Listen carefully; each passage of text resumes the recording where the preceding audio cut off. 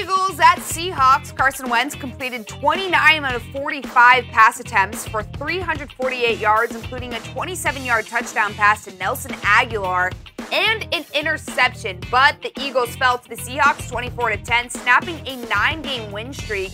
Russell Wilson led Seattle in the win with 227 passing yards on 20 of 31 passes and 3 touchdowns. Seattle improves to 8-4.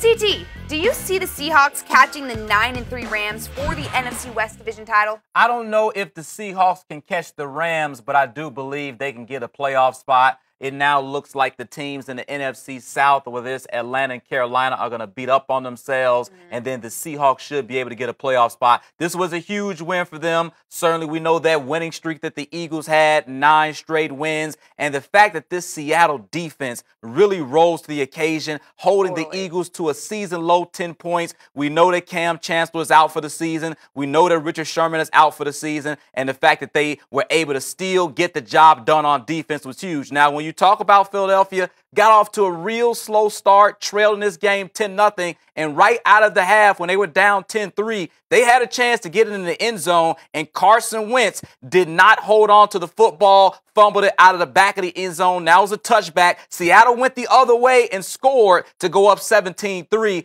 That was a huge change of momentum right there, and I feel like that gave Seattle even more confidence. They're already tough trying to play at Seattle with that loud crowd, that 12th man, and the fact they were able to go up 17-3, you know, that really gave them a lead that the Eagles could not overcome. So huge win for Seattle, you know, right in the wild card hunt, in that second wild card spot. But the Eagles, though, I still think the Eagles would end up with the best record, but they'll have to wait a little bit to clinch the NFC East. Well, I was going to ask you, what does this loss mean to the Eagles? Now, you say still in that wild card hunt, but does that mean anything to the Eagles who we've seen this entire season as, wow, this team has been so dominant?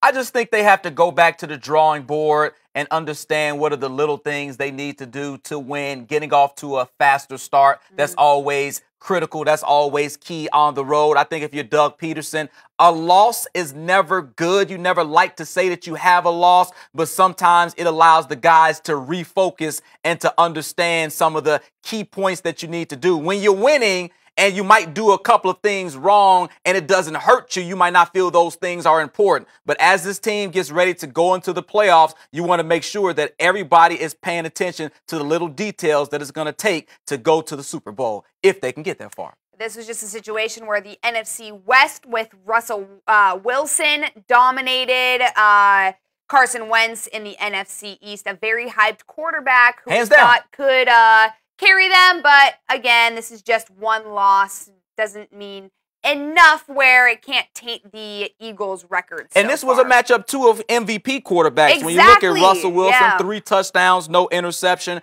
Carson Wentz, a touchdown and a pick, but he threw for 348. So, you know, Russell is going to have to get some MVP votes. Certainly, Wentz's team has been dominant, and he's been one of the top QBs all season. But head-to-head, and you see what Wilson did in this matchup, he certainly has to get some consideration in that MVP race. Definitely made a case for himself, CT.